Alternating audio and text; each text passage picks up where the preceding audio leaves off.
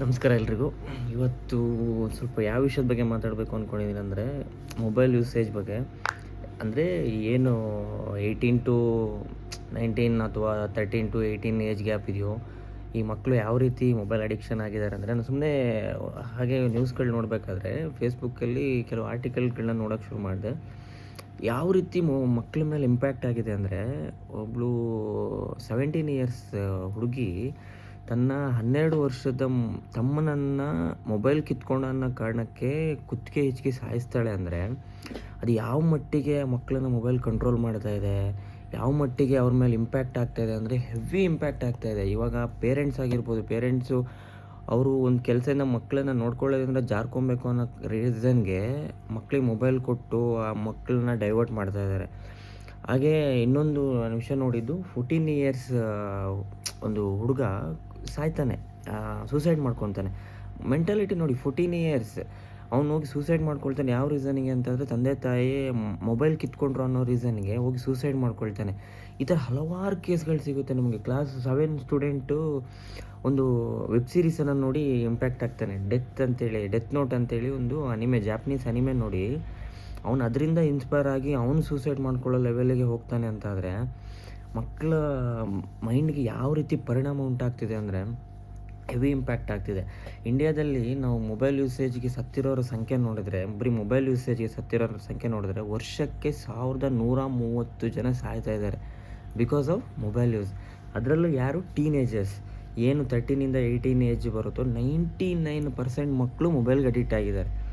ಯಾವ ರೀತಿ ಅಡಿಕ್ಟ್ ಆಗಿದ್ದಾರೆ ಅಂದರೆ, ಗೇಮಿಂಗ್ ಆಗಿರ್ಬೋದು.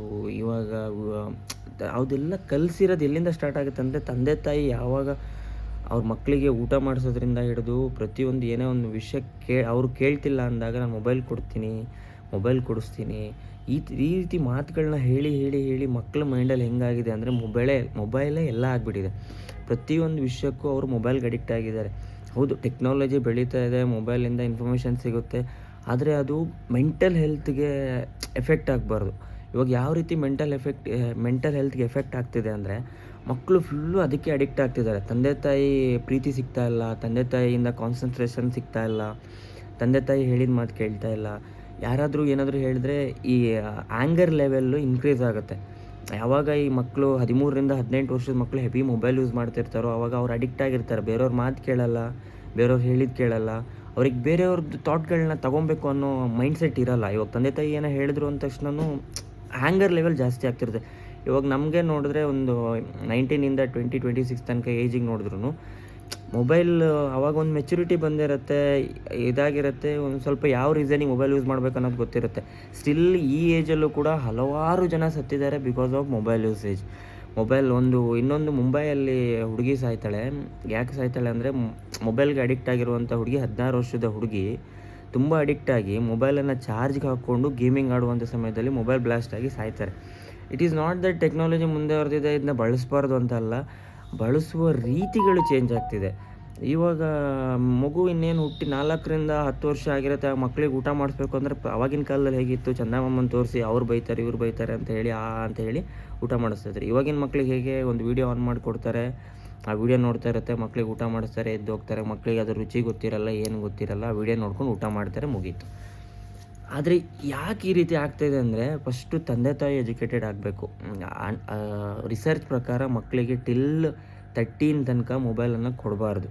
ಅವ್ರಿಗೆ ಒಂದು ರೆಸ್ಪಾನ್ಸಿಬಿಲಿಟಿ ಅಥವಾ ಅದರದ್ದು ಉಪಯೋಗ ಏನು ಅಂತ ಗೊತ್ತಿರಲ್ಲ, ಅವ್ರು ಮೊಬೈಲ್ ಯೂಸ್ ಮಾಡೋಕ್ಕೆ ಸ್ಟಾರ್ಟ್ ಮಾಡ್ತಾರೆ. ಇವಾಗ ಚಿಕ್ಕ ಮಕ್ಕಳು ಸಮೇತ ಮೊಬೈಲ್ ಯೂಸ್ ಮಾಡಿ ಸಾಯ್ತಿದ್ದಾರೆ ಅಂದರೆ ಅದಕ್ಕೆ ಯಾವ ರೀತಿ ಇಂಪ್ಯಾಕ್ಟ್ ಬಂದಿದೆ ಅಂತೇಳಿ ಅರ್ಥ ಮಾಡ್ಕೊಬೇಕು. ಇದ್ರ ಬಗ್ಗೆ ಎಜುಕೇಟೆಡ್ ಮಾಡಿ, ನಿಮ್ಮ ಮನೇಲಿ ಚಿಕ್ಕ ಮಕ್ಕಳಿದ್ರೆ ಆಗಿರ್ಬೋದು, ಯಾರೇ ಆಗಿರ್ಬೋದು, ಯಾರನ್ನ ನೋಡ್ತಾ ಇದ್ರೆ ಮೊಬೈಲ್ ಯೂಸ್ ಮಾಡ್ತಾರೆ, ಪೇರೆಂಟ್ಸಿಗೆ ಕೇಳಿ, ಈ ಏಜಲ್ಲಿ ಮೊಬೈಲ್ ಬೇಡ. ಇನ್ಫಾರ್ಮೇಷನ್ ತಿಳಿಸ್ಬೇಕಾ, ವರ್ಬಲಿ ತಿಳಿಸಿ ಮೈಂಡ್ಗೆ ಹೋಗುತ್ತೆ. ಅವ್ರ ಮಕ್ಕಳು ನೋಡೋದಕ್ಕಿಂತ ನೀವು ಹೇಳಿ ತಿಳಿಸಿದಾಗ ನೀವು ಎಜುಕೇಟೆಡ್ ಆಗ್ತೀರಾ ಅಥವಾ ಮಕ್ಕಳು ಎಜುಕೇಟೆಡ್ ಆಗ್ತಾರೆ. ಎಲ್ಲದಕ್ಕೂ ಮಕ್ಕಳು ಮೊಬೈಲ್ ಮೇಲೆ ಡಿಪೆಂಡ್ ಆಗಿರಬೇಕು ಅಂತಿಲ್ಲ. ಇವಾಗ ನಡೆಯುತ್ತೆ, ಕ್ಲಾಸಸ್ ನಡೆಯುತ್ತೆ ಮೊಬೈಲಲ್ಲಿ, ಹೌದು.